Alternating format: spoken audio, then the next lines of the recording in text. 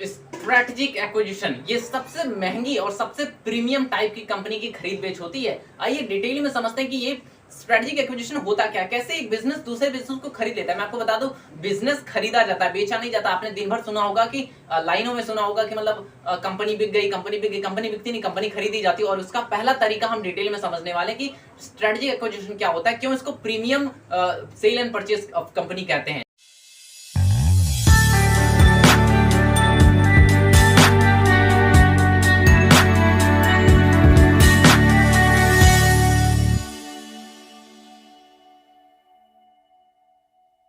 होता है जब कोई बड़ी कंपनी दूसरे कंपनी को खरीदती है इतने महंगे प्राइस पर, तो इस प्रकार की एक्विजिशन को हम कहते हैं स्ट्रेटेजिक एक्विजिशन। ये सबसे प्रीमियम टाइप, सबसे महंगी टाइप की कंपनी होती है। क्यों ऐसा इसलिए होता है क्योंकि जो कंपनी खरीदी जाती है वो बहुत ही प्रॉफिटेबल होती है, बहुत अच्छा कर रही होती है। और ऑब्वियसली जिस चीज जो आपको जरूरत है, चाहे आपके लिए खतरा बन रही है या फिर अपॉर्चुनिटी बन रही है, तो उस केस में आप क्या करते हो कि भैया पैसा चाहे जितना ले लो, चाहिए तो यही।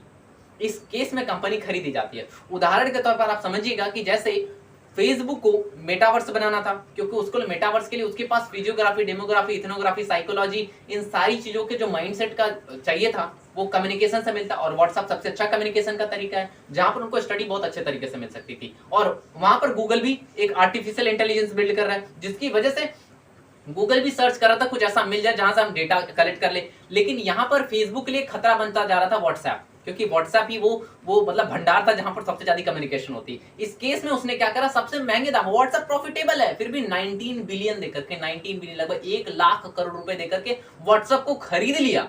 क्यों?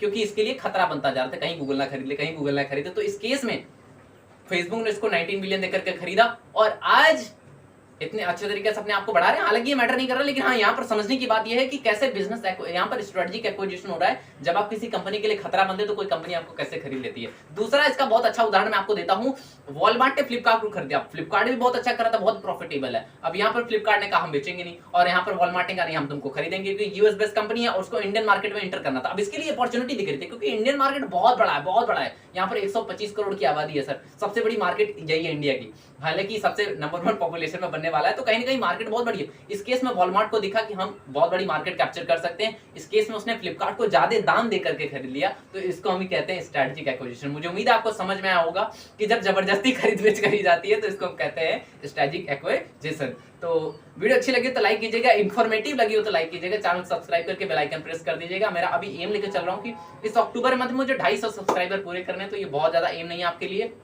अगर मैं कंटेंट अच्छा दे रहा हूँ, वैल्यू अगर आपको दे रहा हूँ, तो सब्सक्राइब भी किए वगैरह तो जाओगे नहीं। इसी के साथ मुझे दीजिए इजाजत। बहुत बहुत शुक्रिया, थैंक यू सो मच। जय हिंद, वंदे मातरम, इंकलाब जिंदाबाद।